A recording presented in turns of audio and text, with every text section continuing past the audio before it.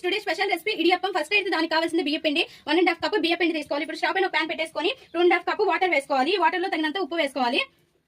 ఉప్పు వేసుకొని ఇందులోనే కొద్దిగా నెయ్యి వేసుకొని ఇంకా బియ్య పిండి వేసుకొని ఒక గట్టి ముద్దలా చేసుకోవాలి. బియ్య పిండి అంతా కూడా ఉడికిపోయి ఒక ముద్దలా ఫామ్ అవ్వాలి. ఇంకా స్టవ్ ఆఫ్ చేసేసి చల్లారనిచ్చి మనము జంతికలకి ఎలా అయితే ముద్ద కలుపుకుంటామో అలా మిక్స్ చేసుకోవాలి.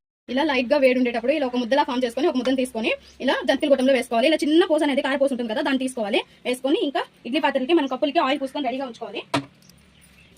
ఇలా ఇంకా ఇడ్లీలా మనం వేసుకోవాలి. అన్ని కప్స్ లో కూడా ఇలానే ఇట్లా అన్ని వేసుకున్నాక ఇంకా ఇడ్లీ గిన్నెలో వాటర్ వేసుకొని ఇంకా మనం ఇడ్లీలు ఎలా కుక్ చేసుకుంటామో అలానే కుక్ చేసుకోవాలి. ఉడకబెట్టుకోవాలి.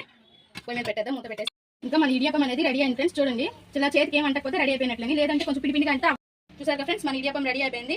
ఇలా మనం చట్నీతో అయినా, టమోటా అండ్ పల్లి చట్నీతో అయినా, లేదు అంటే మటన్ గ్రేవీతో అయినా, చికెన్ గ్రేవీతో అయినా ఎక్సలెంట్ గా ఉంటుంది. ఒక్కసారి ట్రై చేయండి. మా ఈ వీడియో ఎలా వచ్చిందో మా కామెంట్ బాక్స్ లో కామెంట్ చేయండి ప్లీజ్ ఫ్రెండ్స్. మా వీడియో నచ్చితే లైక్ చేయండి, షేర్ చేయండి, మా ఛానల్ ని సబ్స్క్రైబ్ చేసుకోండి.